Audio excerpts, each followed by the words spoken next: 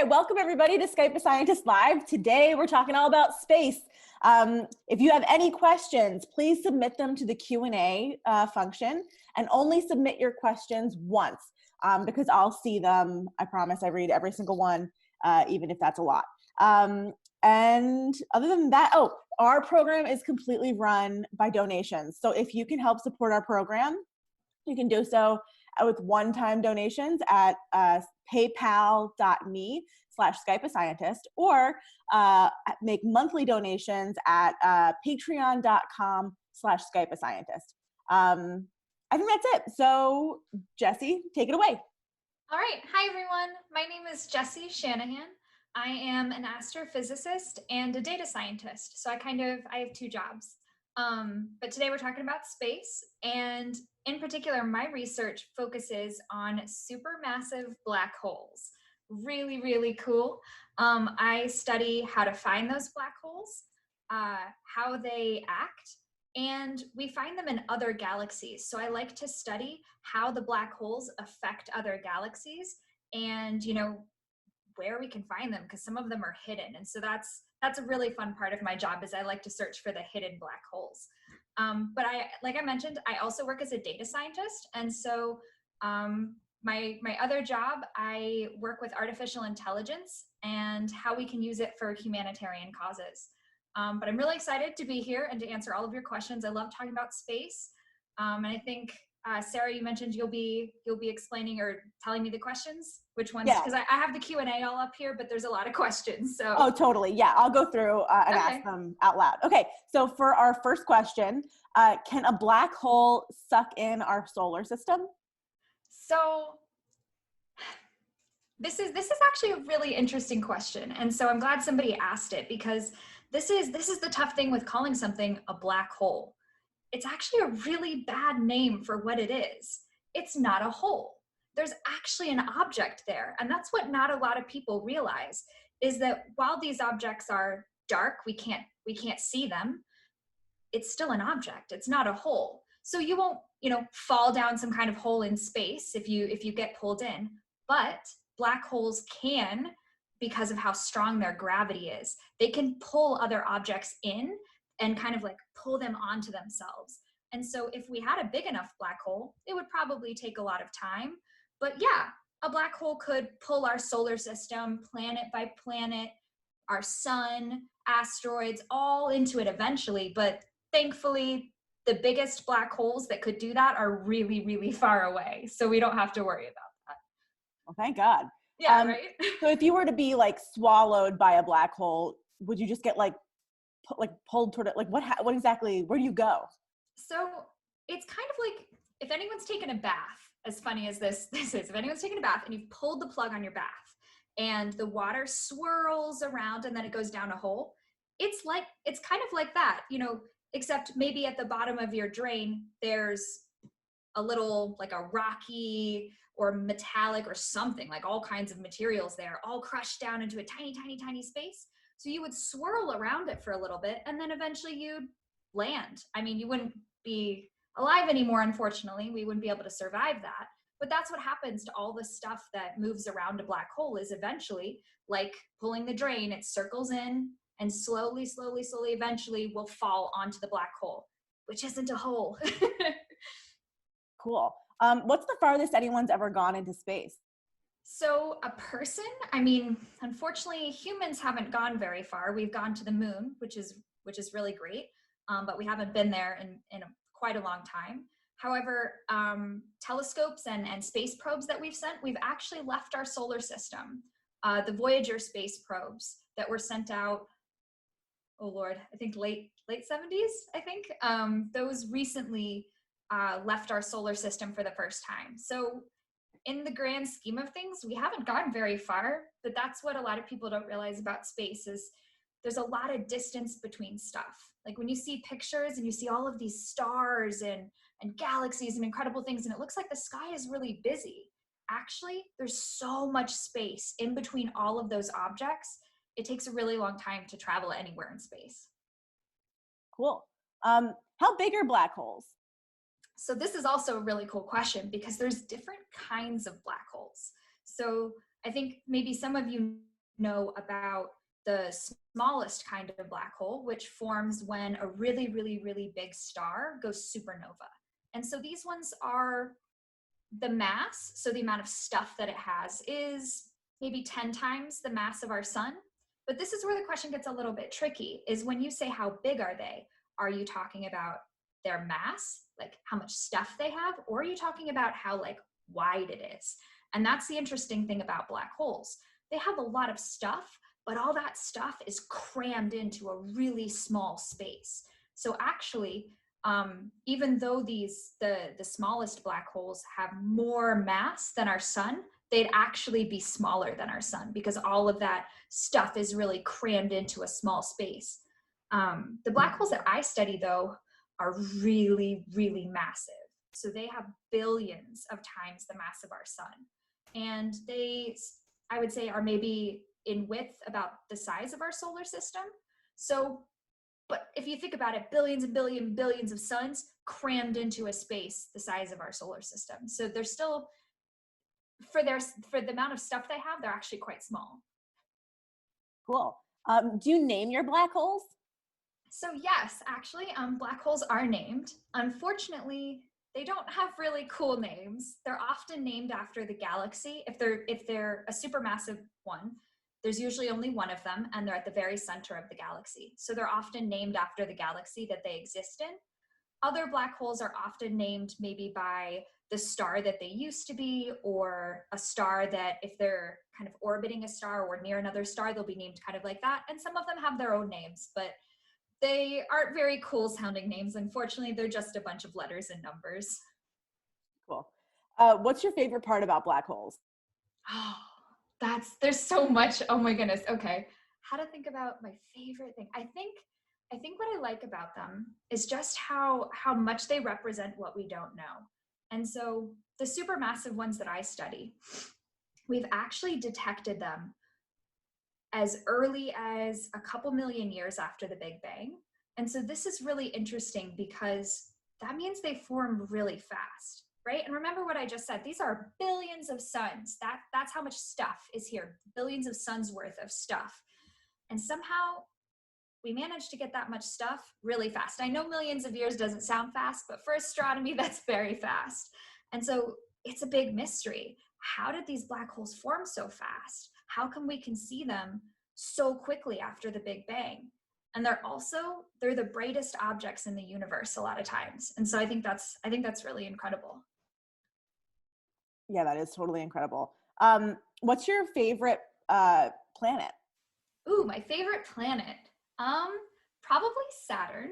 I really like the rings, and my favorite moon orbits Saturn, which is Enceladus. And so I like Saturn mostly because I like Enceladus a lot. It's a really cool moon that has an ocean underneath its surface. So its surface is mostly ice, and then there's a really deep ocean underneath. And so we think that if we're looking for life on other planets or moons, that might be one of the best places to look, is in Enceladus's really deep oceans, which is cool. So then when you say that you think aliens are real? I would say that I think it's inevitable that there is probably life on other worlds, but it's going to be hard for us to find until we develop better technology. Because like I said, everything's so far away. One of the ways that I like to think about it is if you were to shrink our sun down to the size of a grapefruit, and let's say I live in DC, so on the east coast of the United States. So if I plop a grapefruit down right here, and there's another grapefruit all the way in California on the other side of the United States, that's about the relative distance between our sun and the nearest star. And so when you think about it, if I just wanted to look at the closest star, that'd be like a tiny, tiny little speck. Like if you draw like just a tiny dot on your paper, a little telescope that size near a grapefruit, trying to look at a grapefruit in California. And now we're talking about galaxies. That's, many much, much, much, much, much, much farther away. So unfortunately, it can be really tough, but I think that it's inevitable. So I'm hoping I'll see it in my lifetime that we find extraterrestrial life. I hope so too. Me too. How did you get interested in studying space? So I can remember being really little, and I loved science all the time. So I mean, I love all science, to be honest. Like right now in my office, I'm looking around and I have a microscope, I have plant samples, I have, a lot of things for a lot of different kinds of science. And I liked science as a kid, but I think space to me always just felt so big and so unknown that I think it's kind of that mentality a lot of people have for exploring things, like when you read about explorers kind of discovering the unknown, I would say the two things that remind me the most of that are oceans and also space. And so it's kind of that, to use a Star Trek reference, it's kind of the final frontier, it's this unknown, mysterious, vast, and incredibly beautiful place. And it's really weird stuff happens in space. And so I think that's what makes it so interesting to me. What's the equation behind you on the blackboard? Oh Lord. So that's actually related to artificial intelligence. It's an equation that is behind something called a reinforcement learning algorithm. And I know that's a lot of terms, so I'm going to break it down. Basically, it's a way that we can teach computers to make decisions about situations where they don't have all the information. Because typically, if you think about it, maybe I want to have my computer do something really simple like 2 + 2. I'm giving the computer all the information it needs. I'm saying 2 and 2, and here's what you're going to do to it. You're going to add them. So that's a really easy thing. But if you think about trying to have computers help us with life, a lot of times in everyday situations, we don't have all of the answers. And so reinforcement learning is basically, it's like a mouse in a maze, okay? And there's cheese scattered throughout the maze, but the goal is for the mouse to navigate the maze. So the mouse has to think, well, do I want to spend all of my time looking for cheese and then I never leave the maze? Should I go right for the exit and never get any cheese? Or should I do a balance of getting some cheese and also getting through the maze? And so situations maybe like,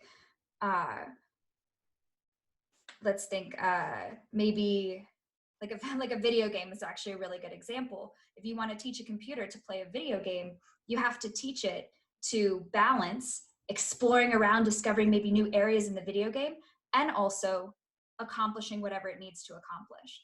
And so that equation is really key in teaching a computer how to both explore something that's unknown while still trying to do what you want it to do. It's really general. So, I mean, we can talk more about that if you want, but that's basically what that equation is. Cool. What's your favorite part of your job? I think my favorite part of my job is that I mostly work with clients who aren't scientists. And so they have a lot of problems and I get to help them solve those problems, but it's a lot like solving a puzzle. And that's kind of one of my favorite things to do, because I'll talk to somebody and they'll have a problem that they need help with, but they're not going to tell it to me in terms of a math problem. They're not going to tell it to me like a scientist would tell it to me. They just describe their problem. And so it's a puzzle to be able to figure out how I can use science and math to help them solve that problem. And then also I have to build the science and math tool to help them solve their problem as well. And I think it's very rewarding to help people with science. And so I think that's my favorite part about my job. That is a great part of being a scientist. Isn't it? Yeah, it really is. So where do you work and who do you work for? So I work for a consulting company called Booz Allen.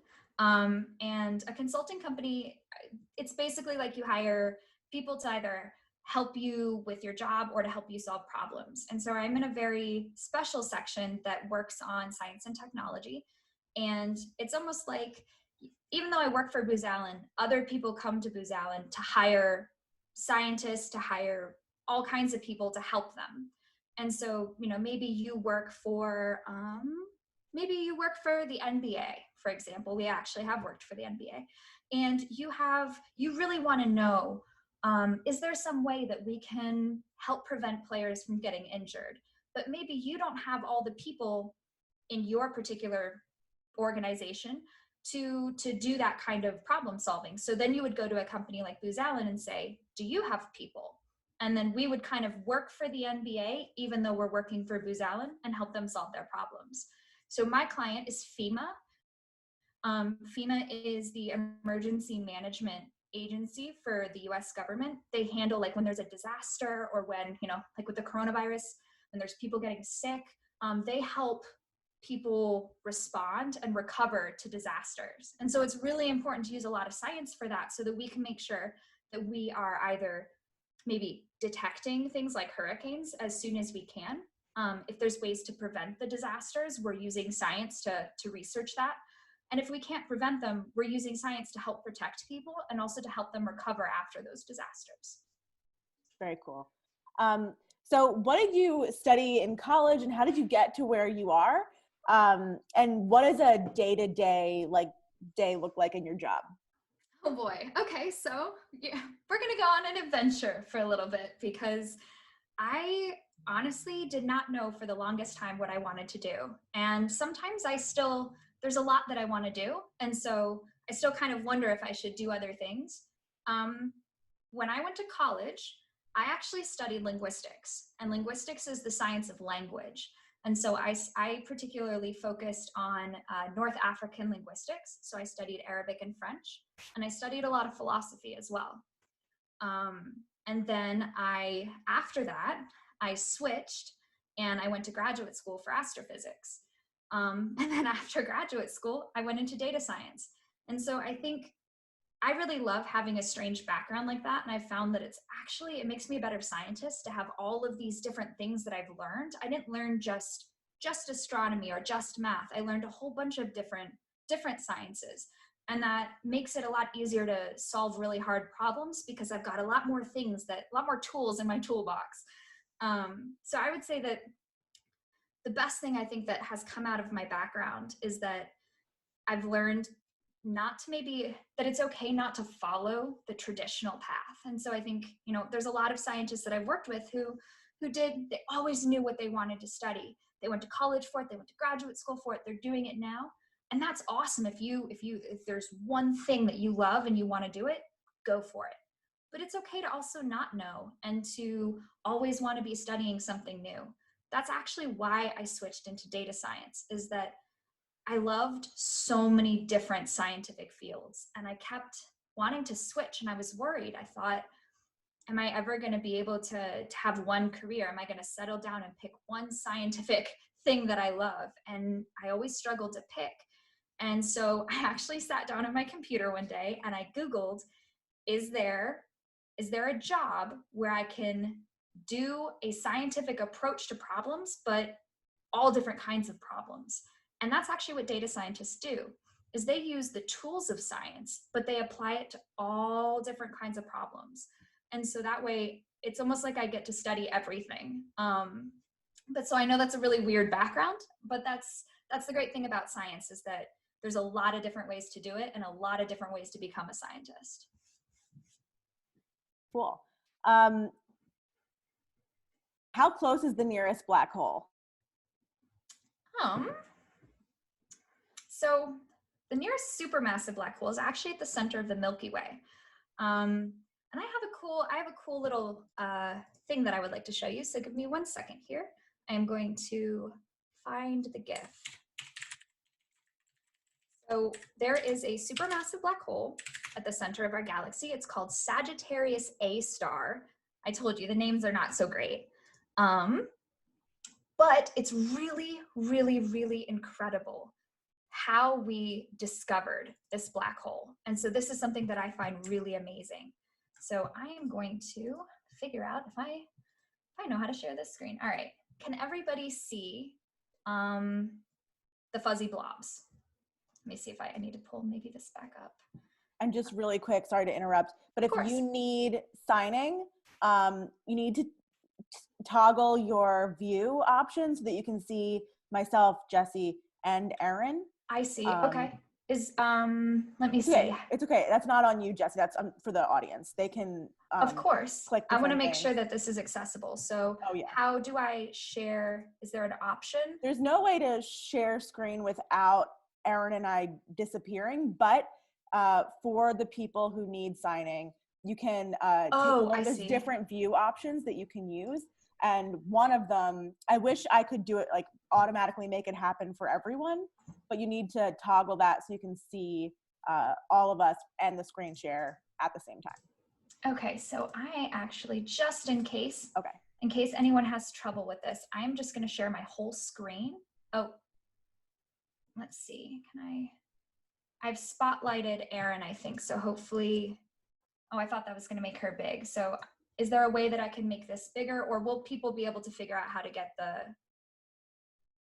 it's okay?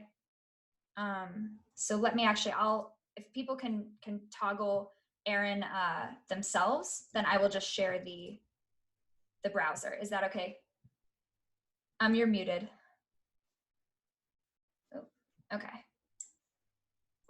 All right. I think this is okay. So what everybody's looking at here is, these are some stars. I know they're really fuzzy, but these are stars at the very center of our galaxy. And so when I play this video, we're going to play it a couple of times, but just watch the stars. And what you're going to see is that the stars are going to be moving around something. Okay?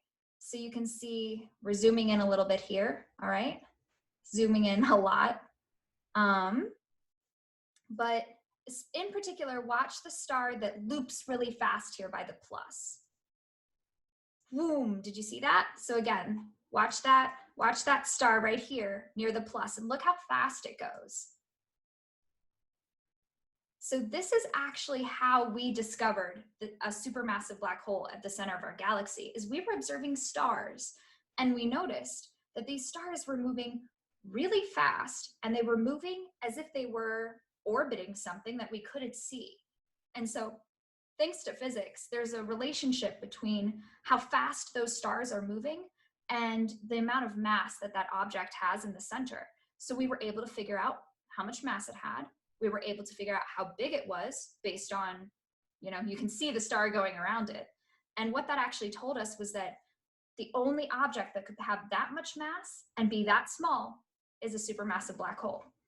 And so this is the nearest supermassive black hole to our galaxy. And like I said, it's called Sagittarius A star. And you can actually look up a whole bunch of different videos that show this particular observation. Sometimes they've highlighted the stars in the orbit so it can be easier to see. But this is the closest supermassive black hole. There are a lot of smaller ones, but I'm not sure which one is actually the closest. Cool. If you discover a black hole, do you get to name it? Unfortunately not. However, what you can do is that you get to publish a paper. And I know that maybe doesn't sound as cool, but in a lot of research science, that's actually quite important. And then your name gets attached to it, because anytime anyone wants to talk about that black hole, they have to kind of credit you and say, they have to be able to put your name next to it and say, this was the person who discovered it. So that's kind of, even though you don't get to name it, your name is always going to be attached to it. Cool. Do you like Star Wars? I love all science fiction, honestly. I'm a little more of a Star Trek fan, but I did grow up watching Star Wars, so I do really like it. Cool. What's dark matter? Oh, that's a tough question. So guess what? We don't know. And that's tough. That's the tough thing in space, is that there's a lot of stuff we don't know. And so you might ask, well, if we don't know what it is, how do we know it exists? And this is a really cool story. And it starts with a really amazing astronomer named Vera Rubin. And what she discovered is, when she was looking at, just like with the supermassive black hole in our galaxy, she was looking at how fast stars were moving in other galaxies. And so what we learn in physics, like I mentioned, is that, remember, there's a relationship between how fast those stars go and how much mass they're orbiting. And what she found out was that, when we kind of determined how much mass was in that galaxy based on the stars, the gas, other stuff like that, what she discovered is the numbers didn't add up. The stars were moving as if there was a whole lot of mass in that galaxy, but she couldn't see it. And so when she tested her theory and she looked at a lot of other galaxies, she found the same thing. These stars their speeds weren't matching up. Their speeds were right. They were going way too fast. And so what she actually discovered is that there's a lot of matter in these galaxies we can't see, dark matter. And so that's why we call it that. We can't see it. We can't really detect it, kind of like a black hole. All we can do is see its effect on the things around it. And the really incredible thing, and this boggles my mind, is that when you look at a galaxy, a really beautiful galaxy, and so I'm going to share another picture here. So make sure that you toggle your view so that you can see Erin if you need signing. I'm going to show you how big all of that dark matter is in a galaxy. And so this is really, really mind-blowing, because you might see beautiful pictures of a galaxy, okay?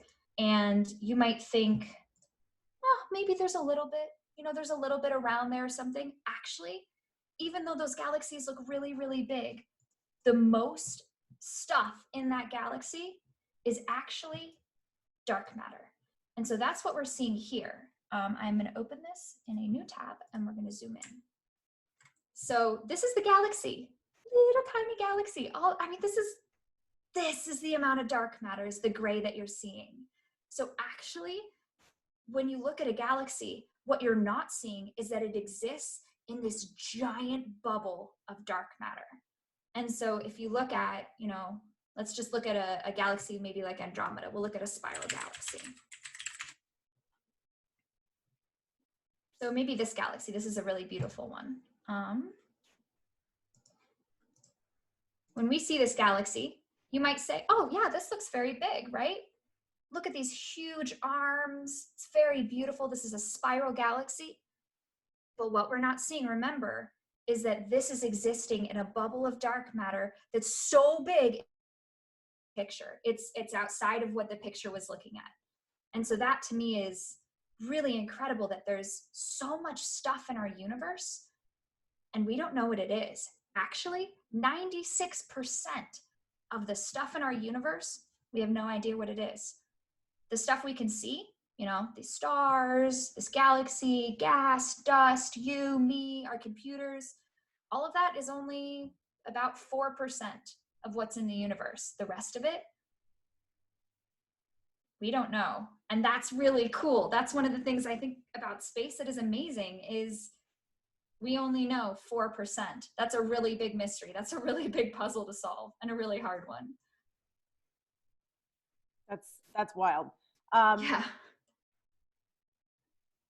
How close is the next galaxy over?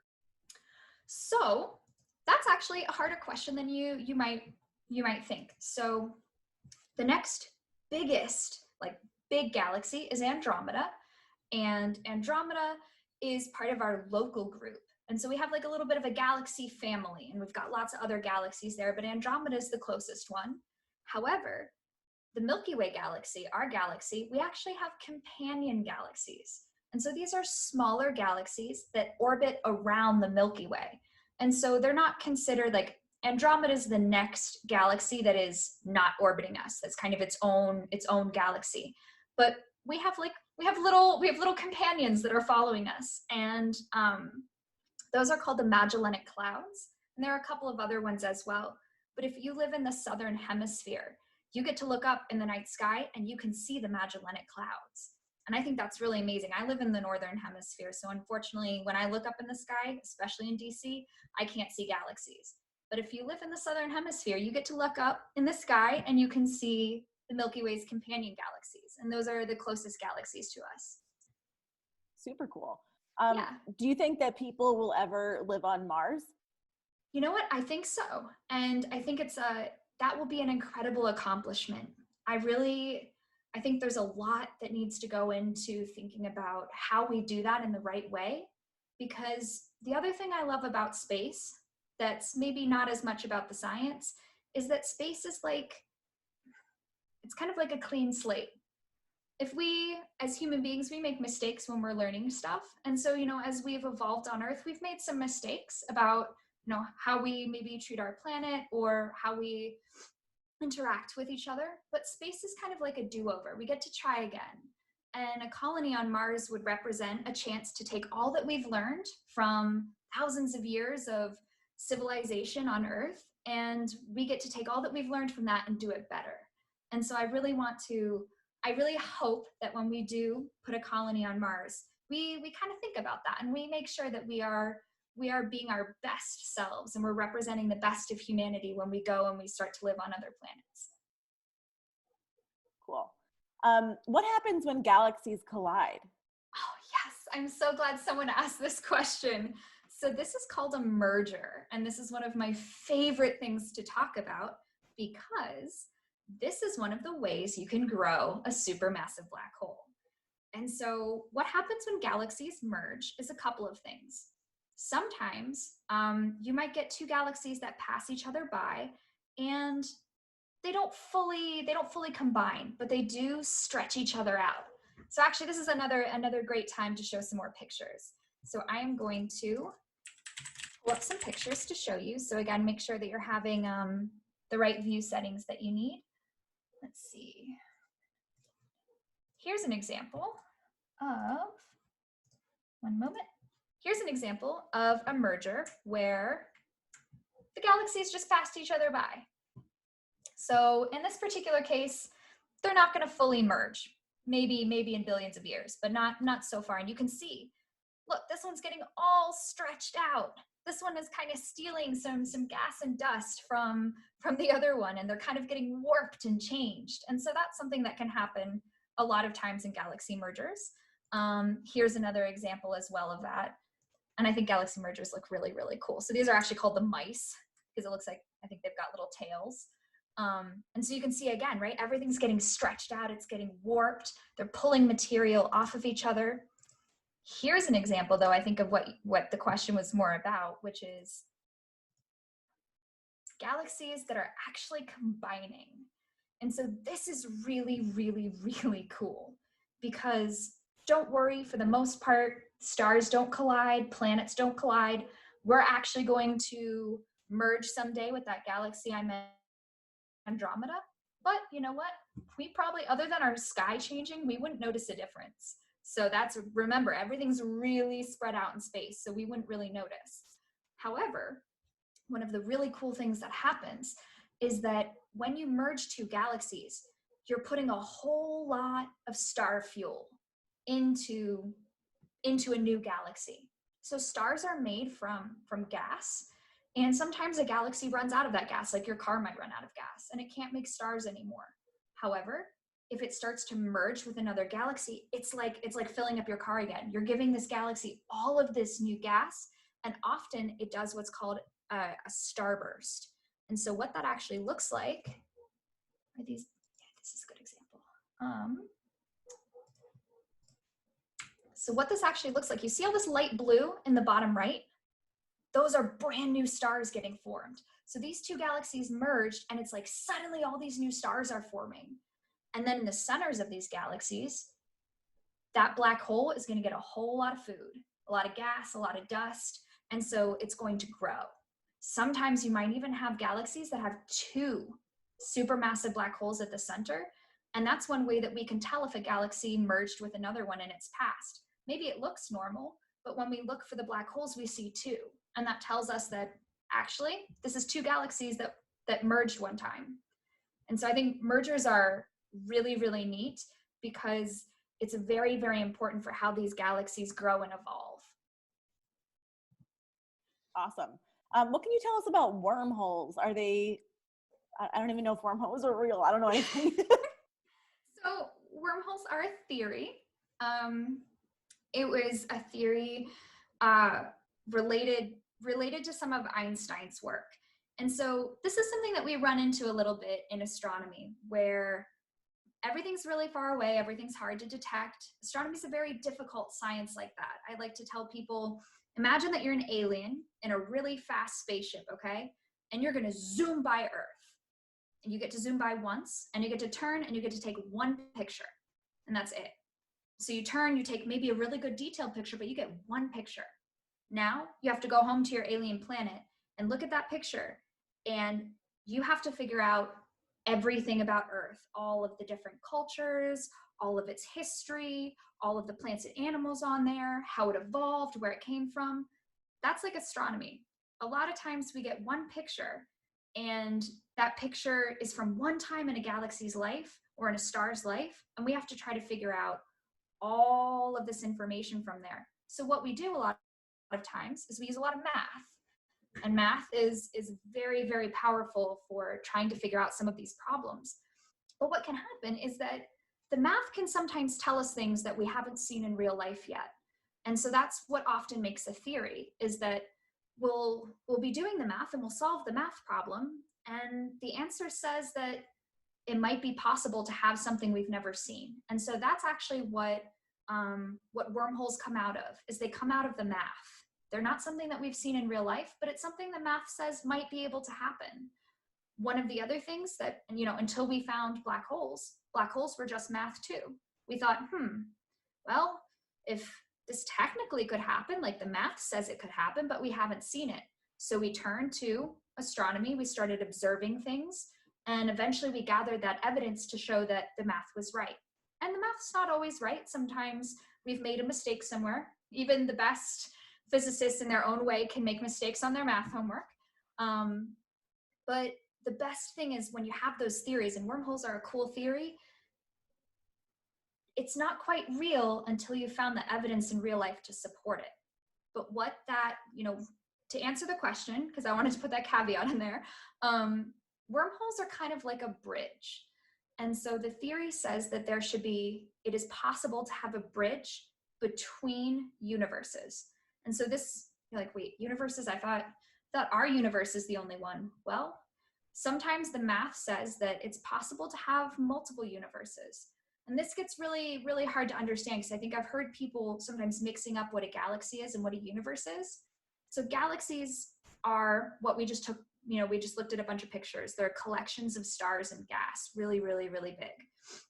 All of the galaxies and planets and stars and gas and maybe aliens that exist that we can detect and see, that's our universe. We can never, well, right now with our technology, this is where we're stuck, right? There's physics laws and math laws that apply to our universe. There are rules about how things can interact and how they move. However, the math says it might be possible to have universes. I like to kind of imagine it like a room full of bubbles, right? We live in one of those bubbles. We can't, as far as I know, we can't leave the bubble, but there might be other bubbles out there, but we can't see them. We can't detect them. We can't notice them. But the math says that it might be possible to have a bridge between them. Like I said, unfortunately, we haven't found any evidence for this, but I think it's a really cool thing that the math says might be possible. Awesome.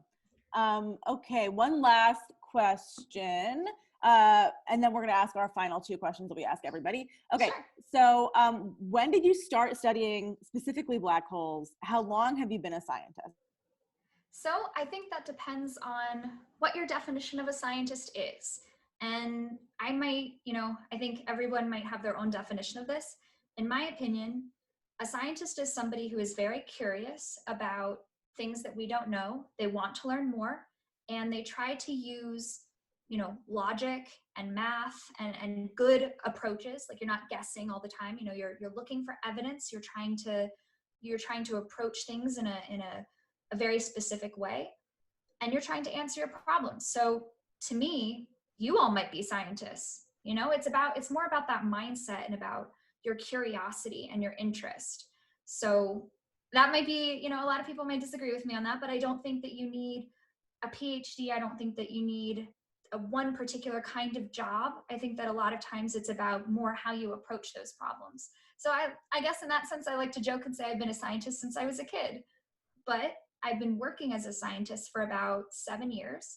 And I was lucky that the first research project I was put on when I was first learning astronomy had to do with finding those pairs of black holes that I mentioned earlier. Like, you look into the center of a galaxy, and if you see two, it tells you that they merged.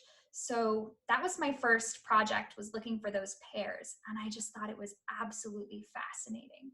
And so while I have, in graduate school studied other things because it's important to learn about a lot of different things in space, I've always kind of loved black holes. They were the first thing I really studied, and they're very mysterious and strange. And so I've been studying those for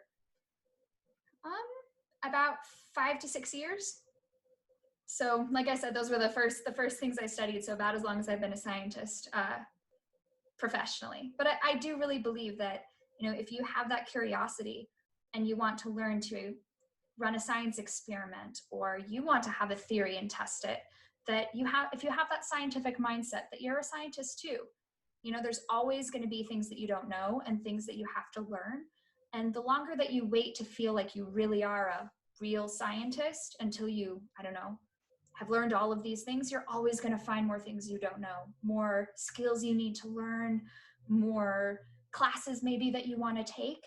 And so I think that if you have that mindset, you have that curiosity, then you're already a scientist. You just got to start working on being a better scientist. Awesome. Okay, so we have 2 final questions before the end. One is, what is one thing that you wish everybody in the world knew about your field of study? And the second question is, what do you wish everybody in the world knew about anything? Just like one piece of information you wish everybody knew. Oh, I can only pick one. Okay. So I would say if there was one thing that I wish everybody knew about astronomy, that, oh man, I can only pick one. Okay. That's so hard. There's so many things I wish everyone knew. I would say that I wish everybody knew that astronomy benefits humanity in a way that I don't think a lot of people realize. So there's often this concern of, is it really fair to go and study stars and planets and things that are far away when, we need to build technology to help people on Earth? And so what a lot of people don't realize is that incredible technology has been built by us trying to get to space and study space. So things like Google Maps, the GPS that you might use to navigate and to find your way, that's something that came about because of how we were studying and trying to get to space. And a lot of safety technologies, a lot of important new materials for constructing equipment came from studying space. In fact, and I think this is pretty amazing, helium, which, yes, it's the stuff in balloons that makes your voice sound funny, but also, I don't think a lot of people realize this, helium is very necessary for creating computer parts, specifically the small computer parts in some of your video game consoles, in a lot of medical equipment. So helium is really, really important. And guess how we found it? We looked at the sun and we studied the sun. And so that's actually where the word helium comes from, is the Greek word for the sun, which is helios. And so just by studying something that maybe you didn't think the sun was really, relevant to helping people on Earth, but we studied it and we found this incredible resource that we detected then on Earth and we can use to build all kinds of technology. So that's something I wish everyone knew about space, is that space, thinking about space through science fiction even, there's a lot of technology that came about from shows like Star Trek. So tablets, your cell phones, a lot of that's inspired by people looking at space and daydreaming. So whether you're a writer and you're daydreaming about space, or you want to be an astronomer, a lot of what we study actually does benefit people. So I think that's what I wish everyone knew about astronomy. Well, one of many, many things. And if there's one thing that I wish everybody knew about everything, I think, honestly, I think it gets back to that, what I was talking about being a scientist earlier, is that anyone can be a scientist. And so one thing I didn't talk about today is that a lot of my community service work involves helping scientists with disabilities. And so this is something that I feel very passionate about. And there's a lot of argument sometimes about what a scientist is and who can be a scientist. And I think, like I said, if you're curious and you have a passion for science and you want to experiment and test your theories and learn new things, and you're always going to remain curious about the things you don't know, then you can be a scientist, regardless of anything else. And so I wish everybody would learn that and accept it, because especially when I do talks like this, a lot of times in classrooms or in schools, there's a lot of people who, elementary school even, or middle school students who come to me and say, man, I wish I could be a scientist, but I'm not good at math, or, I have dyslexia, or I have ADHD or something. And honestly, they can all be scientists too.